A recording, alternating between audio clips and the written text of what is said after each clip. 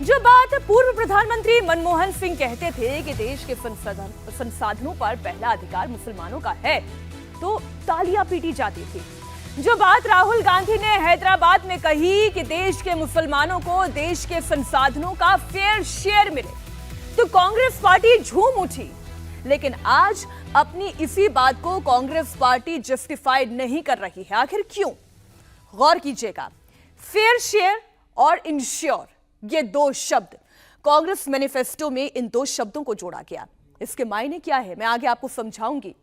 किसकी इंश्योरिटी की बात कर रहे हैं और ये इंश्योरिटी मिलेगी कैसी, और फिर फेयर शेयर का मतलब क्या है।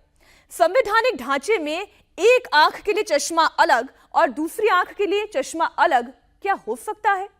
कानून के तराजू में तो इन दोनों शब्दों को हम तोलेंगे ही, लेकिन बात पहले प्रधानमंत्री नरेंद्र मोदी की करते हैं। मोदी आज हर मंच से कांग्रेस पार्टी पर अटैक कर रही हैं।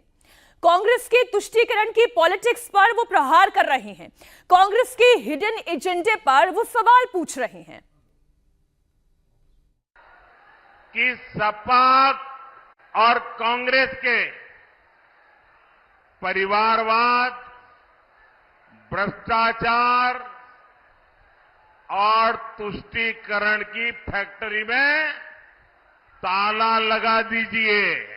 और आपने ऐसा मजबूत ताला लगाया, ऐसा मजबूत ताला लगाया कि दोनों शहजादों को आज तक इसकी चाबी नहीं मिल रही है।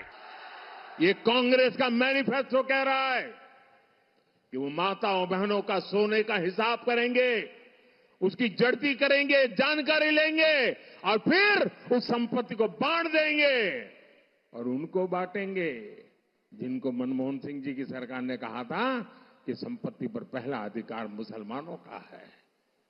भाइयों बहनों, ये अर्बन नक्सल की सोच, मेरी माताओं बहनों, ये आपका मंगलसूत्र भी बचने नहीं देंगे।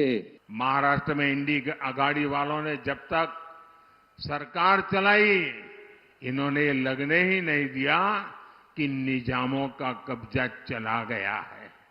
रजाकारों की मानसिकता यहां हावी थी। हाँ, इन लोगों ने महाराष्ट्र और मराठवाड़ का विकास तो नहीं होने दिया, लेकिन कांग्रेस और नकली शिवसेना की पिछली सरकार याकूब मेनन की कब्र संवारने में व्यस्त थी।